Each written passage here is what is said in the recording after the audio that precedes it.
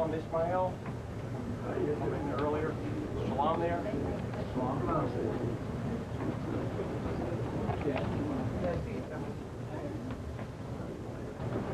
Democratic candidate for mayor, Salaam, Ismail.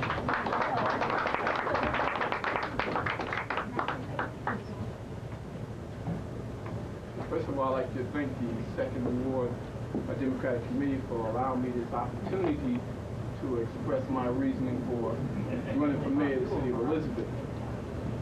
I'm running for a number of reasons, but before I get into that, I'd like to just express to you this is the first opportunity coming from the African American community to be a part of a process that is a part of the inclusive necessity for the city of Elizabeth.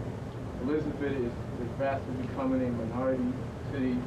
A strong Hispanic population is constantly growing, and now we have a Haitian community increasing, and other components in the minority community is growing. And I'm here to basically be a voice for them and also to be able to speak and address the issues that involve for all people in the city of Elizabeth.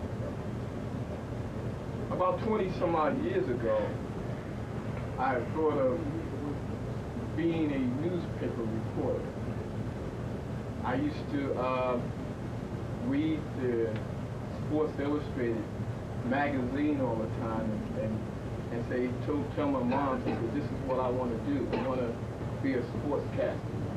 I want to be able to report the news involved in sports. So when I went on from there and became a developer and went on to college, and I found out that wasn't necessarily what I wanted to do. I got into the activity of addressing community issues, and one of the main things which I became famous for is dealing with the youth concerns. And many of you know here that the United Youth Council has been addressing urban youth, not just here in the city of Elizabeth, but throughout the state, that involving youth jobs and curbing youth from involvement in crime and other negative activities. And there have been other issues which you're more familiar with that have been controversial. However, it's for the betterment of addressing issues that hopefully can change for the betterment of all people. I'm here to not only be a part of a pride campaign. Of course, it's a privilege and an opportunity to be a part of this particular process. But more importantly than that, is to also bring about a change. This is a crusade, we call it, because for 28 years, we all have been a part of a dynasty that has pretty much set the stage from where we at now.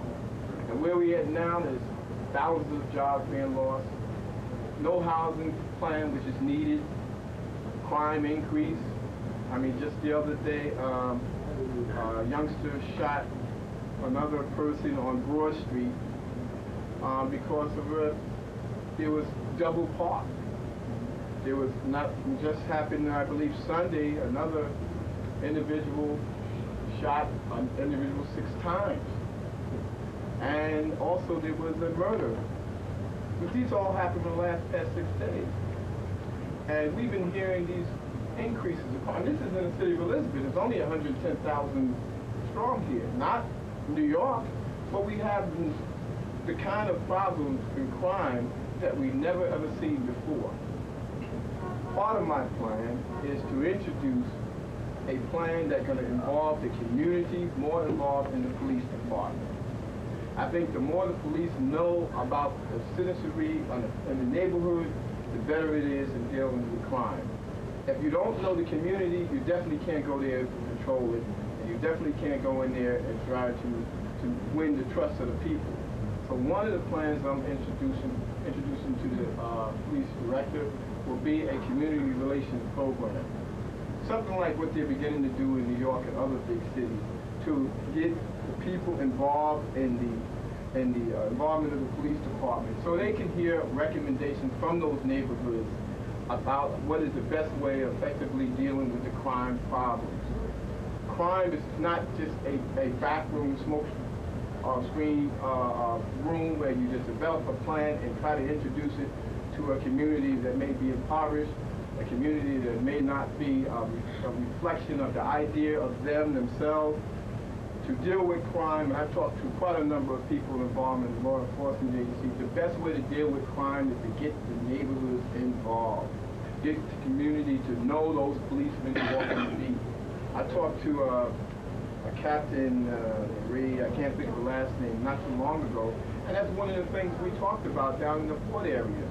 It's those cops that walk in the beat, they should know those people in that community. And they should hear what those communities want and desire. And so those neighborhood people can say, well, look, that's the criminal, arrest him. You know, so they can point out these drug dealers and these criminal thugs that is plaguing our community right now. Until we begin to do things like that, we will continue to have increase in crime. The current administration have not thought to do things like that. I believe that more we involve ourselves in the community on a neighborhood level, the more the impact we will have in dealing with some of our problems. Economically, we lost thousands of jobs.